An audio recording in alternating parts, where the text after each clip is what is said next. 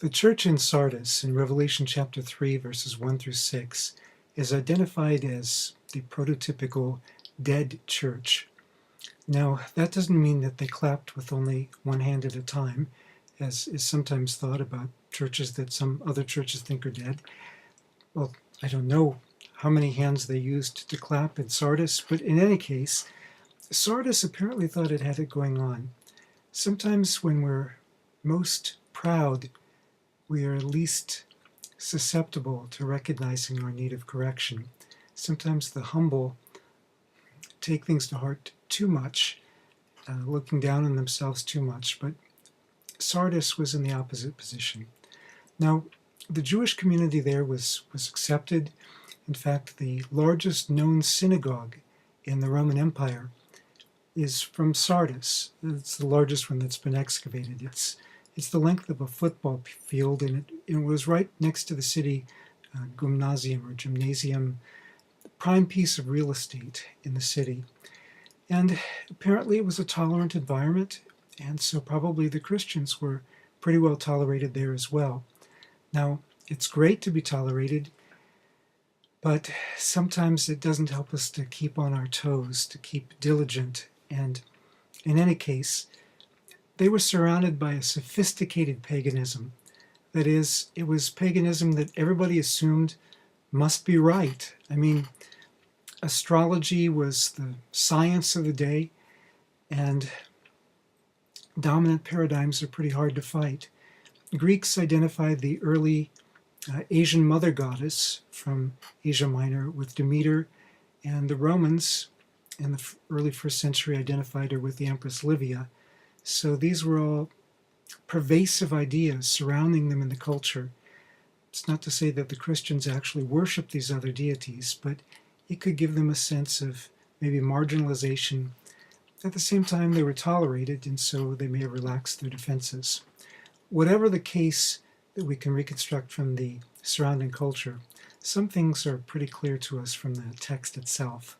Chapter 3 and verse 1, Jesus says to them, "You have a name or a reputation of being alive, but you're really dead." Now, scholars have suggested various backgrounds for that language. For instance, the local emphasis on Persephone and Demeter.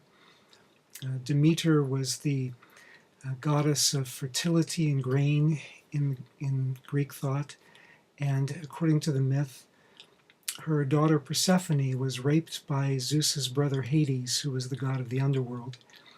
Consequently, Demeter went about mourning and looking for her, and finally found out that she was in the underworld. Well, when that happened, she and Hades, or Pluto in Latin, Demeter is Ceres in Latin, or Charis, had to make a timeshare agreement where Demeter got to have Persephone with her for half the year, and the other half of the year Persephone spent in the underworld. And that was the traditional Greek explanation of why we have the very fertile times of the year and why we have the times of the year when the leaves fall off the trees and so on, winter.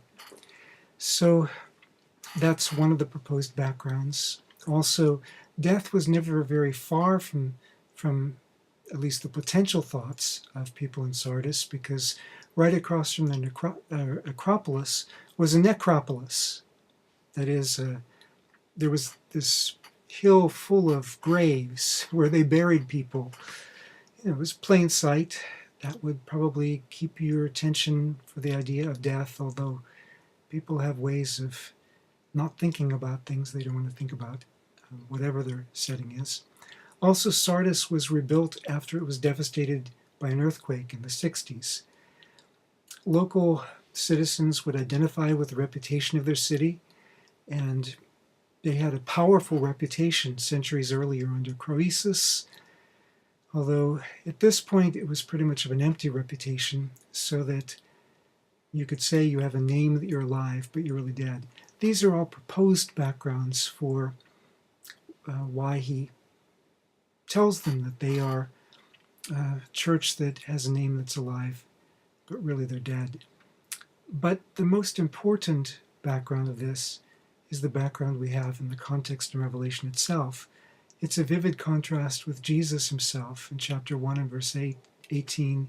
Chapter 2 and verse 8, Jesus is the first and the last who died and came to life again. But Jesus, who died and came to life again, who promised the church in Smyrna that if they were faithful to death, they would receive a crown of life, now says to this church, look, you have a reputation for being alive, but I know life and I know death, and you are dead. And he seems to identify this figuratively with being asleep and caught off guard.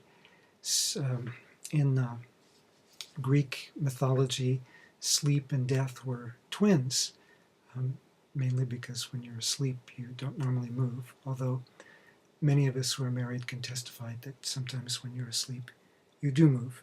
But in any case, verse 3 says, you're asleep. If you don't wake up, I'm going to come on you like a thief. I'll catch you unawares, in other words. The background of this expression, I haven't really found much that's very close to it in other ancient literature, but the main background for this expression goes back to something Jesus said. We have it in the Gospels, in the most explicit form, maybe in Matthew 24, verses 43 and 44, where Jesus says if the owner of the house had known at what time the thief was coming, he would have been prepared, but he didn't know, and so he's caught off guard. Jesus says, even so, I'm going to come at a time, the Son of Man will come at a time when you're not ready for him. Well, there may also be a local background to the expression, or at least a local application that would really get the Sardians' attention, because proud Sardians knew the history of their city, and they knew that their city had been taken only twice in their history, both times because they were captured or caught off guard. Now, Jesus says this threatening them, and again gives that warning more generally in Revelation chapter 16 and verse 15, just in the context of when he's going to announce Armageddon. People need to be ready and not be asleep. Jesus' words about this are echoed not only here, but also in 2 Peter chapter 3 and also in 1 Thessalonians chapter 5, where Paul says, you, brothers and sisters, you're not in darkness, that you should be overtaken as by a thief. But the rest of the world, they're not paying attention. They're not ready for the Lord's coming, and when he comes, they'll be caught off guard and not ready spiritually. Well, then he speaks of being blotted from the book of life. He says, those who do walk with me, I'll clothe in robes of white. They will not be blotted from my book of life, which may imply that the other church folk in this church weren't believers. Now, we have a few takeaways from that. One is that just because people go to church doesn't mean that they're ready to meet Christ if they haven't committed themselves to Christ. At the same time, we also can learn from this that there are churches that we might think are dead churches, but there are still members of those churches who are walking with the Lord. So we don't want to make blanket statements about all the members in churches where maybe the church as a whole is asleep or not walking with the Lord. Where does this language of blotting from the book of life come from? Well, it actually goes back to Exodus chapter 32, verses 32 and 33, where Moses says, God, please forgive Israel. If you won't forgive my people, though, then blot me out of your book of life. And God says, no, I'm not going to blot out of the book of life those who are my own. But this image came to be used more widely for a book of life. It's in Psalm 69. It's in Daniel 12:1. By the time you get to Daniel 12:1, it seems to be not just a book of the living, but the book of life of those who will be with God forever, those who will be resurrected. And you find that also in Luke 16:20 and Philippians 4:3, and elsewhere in ancient Jewish literature, in First Enoch and Jubilees and the Qumran War Scroll, if you're familiar with any of those kind of fun to read other ancient Jewish documents. So the idea was widely known, and people who had a Jewish background or were taught by the Jewish people who understood the scriptures best in the churches would have likely been familiar with that image.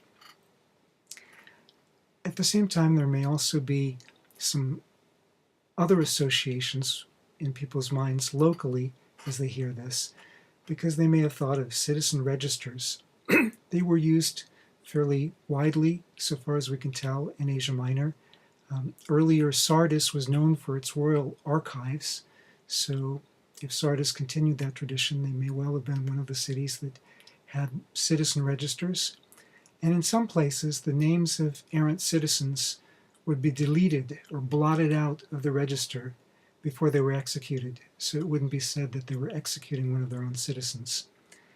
The point of all this is we need to make sure that we are walking with the Lord and we're not spiritually dead like many of the Sardians were. He's warning them that some of them will not be with him forever. But he's also encouraging those, the minority in the church that are walking with him, that they will be with him forever. And he says in verse 5 also that he will confess them before his Father. That language again goes back to something that Jesus said in the Gospels. Matthew chapter 10, verses 32 and 33. Whoever confesses me before others, I also will confess before my Father who's in heaven. Whoever disowns me before others, I will disown before my Father who's in heaven. So we see here it's not enough to just be a church person to be saved. To really be saved, to really have eternal life, means that we have to put our trust in Jesus who died for us, and putting our trust in him because he's faithful, and then living like we trust him, meaning that we also are faithful, which doesn't mean we become perfect, but it means we know that we've switched sides from being against him to being on his side, to being a follower of Christ. And that is done because Jesus died for us, he rose again, and in that God made the way so that we could be on his side. He welcomes us freely because of Jesus Christ.